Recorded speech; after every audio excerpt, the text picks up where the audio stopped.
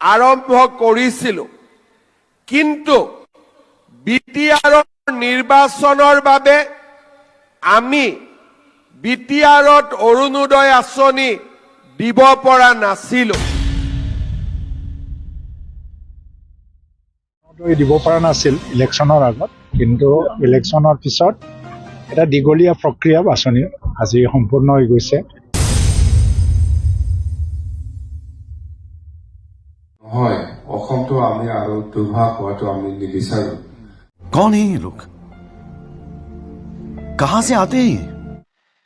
खुलुमबाय रायजोफोर, गिबिसिन थाराव फिथांखिब्ल इउटुब चेनेलनिफ्राय रायजो राजा बयनिसिमबो फुंबिलिनि गोजोननाय बावहरनाय जाबाय। जायफ्रा सानफ्रोमबो खौरां खोनासंनो मोजां मोनो, नोंथांमोननि थाखाय आङो दिनै आरोबाव माखासे पइन्टनि भिडिअसखौ लानानै फैबावबाय।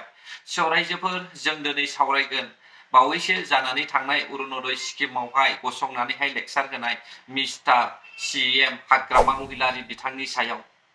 नैथियाव जों सावरायगोन नैबे पिकनिक स्पट आरो दैजिं फेस्टिभेलनि सायाव जों सावरायलायगोन। बे समाव रायजो राजा नोंथांमोन, आङो बिथां CMनि सायावहाय मोनथाम पइन्टखौ लानानै आङो बाथ्रा बुंगोन। नोंथांमोना खोनासंग्रोब्लानो जाबाय। गिबिसिन थारावहाय BPFनि CMआ स्टेजआव गसंनानै मा बुंदों। এনেকুৱা 2003 চনৰ 10 ফেব্ৰুৱাৰী চুক্তি হোৱাৰ পিছত বাহিৰত BTC বাহিৰত থকা আমাৰ এক্স-20 সদস্যসকলক আজি আৰ্থিকভাৱে এই সাহায্য প্ৰদান কৰিব পাৰিছোঁ। একমাত্ৰ আমাৰ চেঞ্চাৰৰ কাৰণে আমি এইটো সক্ষম হৈছে বুলি আমি ক'ব পাৰোঁ। বহুত বছৰ হৈ গ'ল, এনেকুৱা কেতিয়াও ভবা নাছিল যে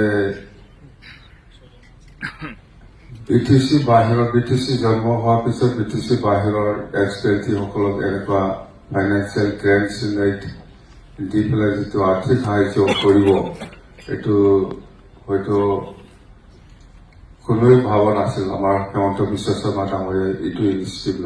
नोंथांमोना बयबो नुदों 442सा XBLTफोरनोहाय मानो अनसुंथाइ होदों 2 लाख खरि ना आसाम गभर्नमेन्टआ। दा बे खामानिखौ सोर मावदों? UPPLनि CM प्रमद बर' सार। थांनाय 3.5 बोसोरावनो बे खामानिखौ मावदों। बेजों लोगोसे भलन्टियार स्पर्ट्सफोरनोबो बिथाङा होनायनि बाथ्रा सावरायबोदों आरो माखासे गोबांथार अनसुंथाइनि बाथ्राखौहाय सावरायबोदों मुंख्लंफोरनि थाखाय। नाथाय बाथ्राया जाहैबाय, हाग्रामा महिलारि बिथाङा बुंगोन बुङा, लाजिहां माहां गिहां माहां स्टेजआव गसंनानैहाय बाथ्रा बुंदों। मानो मिथिबायना? 2003 मायथाइयावनो BTCआ एकर्ड जादों BLTफोरनि थाखाय। दा 2003 मायथाइनिफ्राय लानानै बिथांमोना 2020 मायथाइसिमहालागै BLTफोरनि थाखाय अनसुंथाइखौहाय क्लियार होनांगौमोन। मा BTCनि आन्दार, मा BTCनि बाहेरा। BLT नालाय BLT, नंगौना नङा रायजोफोर?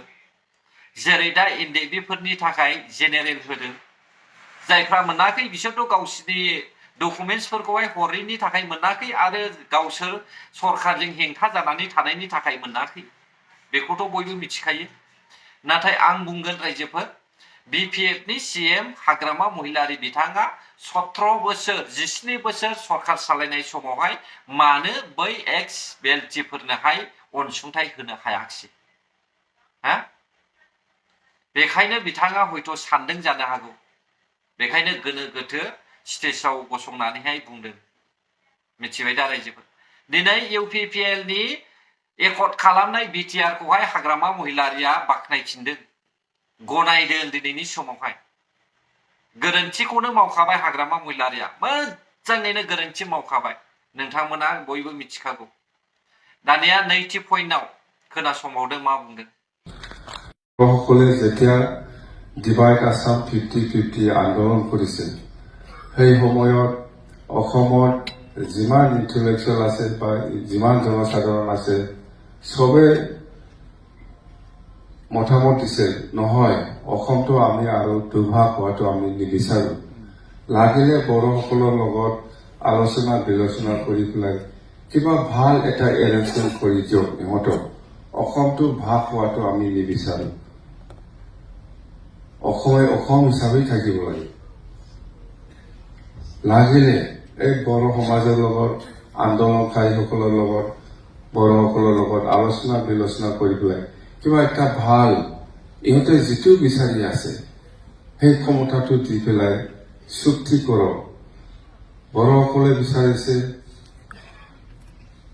এডুকেশ্যন বড়সকলে বিচাৰিছে নিজৰ জাতিটো আইডেন্টিফিকেশ্যনৰ কাৰণে আইডেন্টিফিকেশ্যন বুলি ক'লে নিজৰ কালচাৰ ট্ৰেডিশ্যন গোটেই দিশত যিখিনি ইহঁতে সুবিধা বিচাৰিছে এইবিলাক উন্নয়নৰ ক্ষেত্ৰত এই সুবিধাটো দিয়ক সেইটো অসমৰ ইণ্টেলেকচুৱেলে অসমৰ ৰাইজে সেই বাৰ্তাটো সদায় দি আছে অসম চৰকাৰ বা ভাৰত চৰকাৰৰ লগত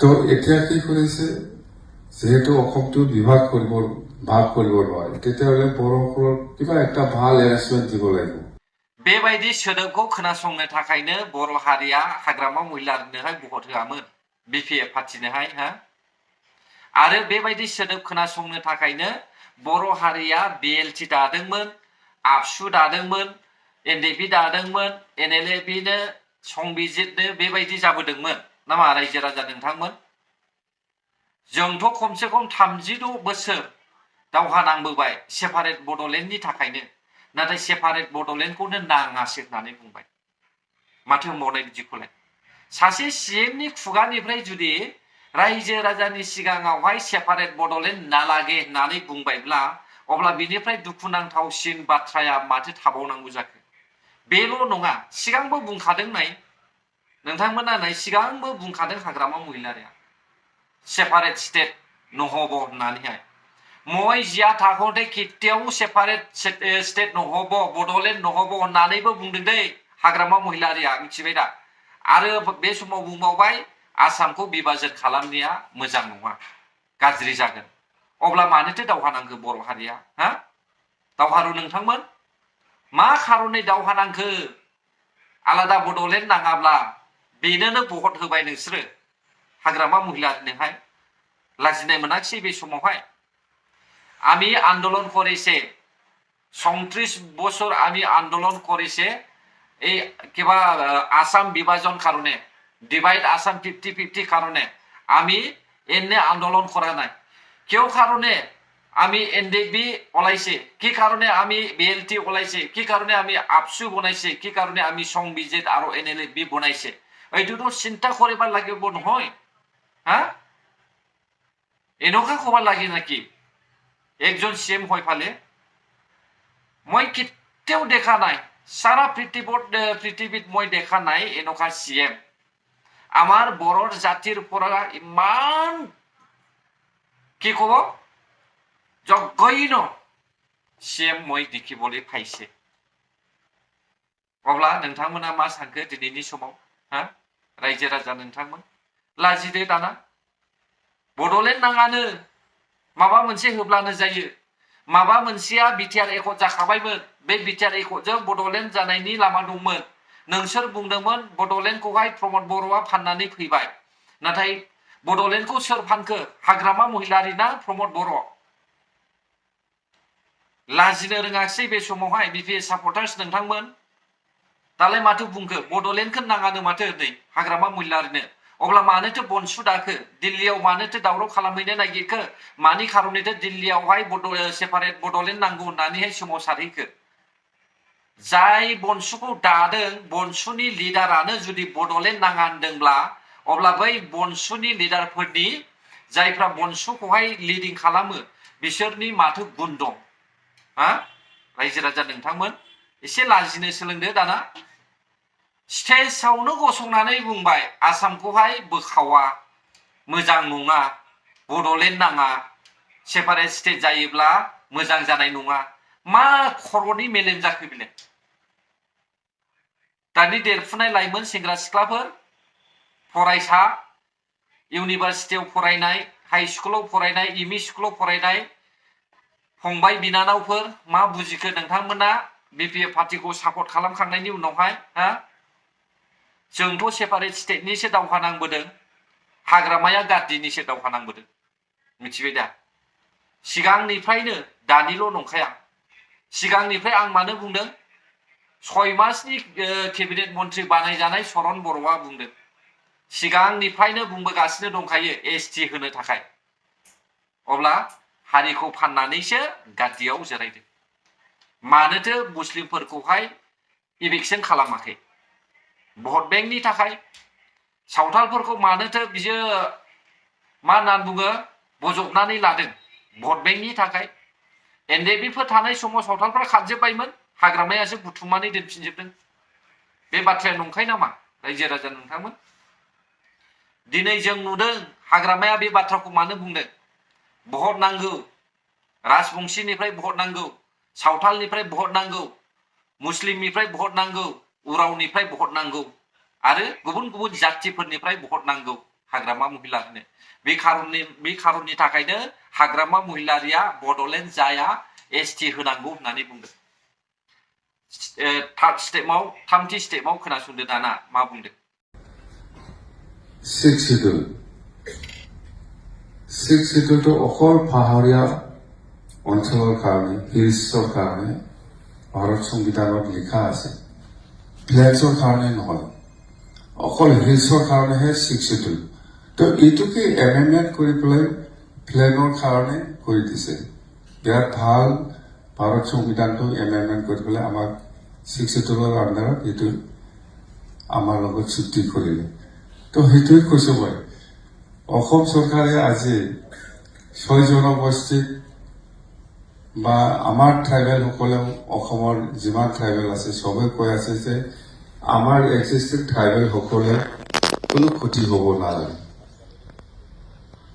ক্ষতি নোহোৱাকৈ ইহঁতক ট্ৰাইবেলৰ মৰ্যাদা দিয়াত কোনো আপত্তি নাই বা বিভিন্ন কথা আমিও কৈছো দল হিচাপে বা বিটিসি সরকার হিসাবেও আমি অনুমোদন দিছি তো সরকারে কি পারে কি নয় এটুকু বুঝে আপনার জব ফ্ল্যাগের কারণে এই 6 শিডিউলটো নাই যদি সরকারে ভাল এটা চিন্তা কৰি আছে নিশ্চয় এক্সিষ্টিং ট্ৰাইবেলটো কোনো ক্ষতি নোহোৱাকৈ কিবা এটা এমেণ্ডমেণ্ট আনিব পাৰে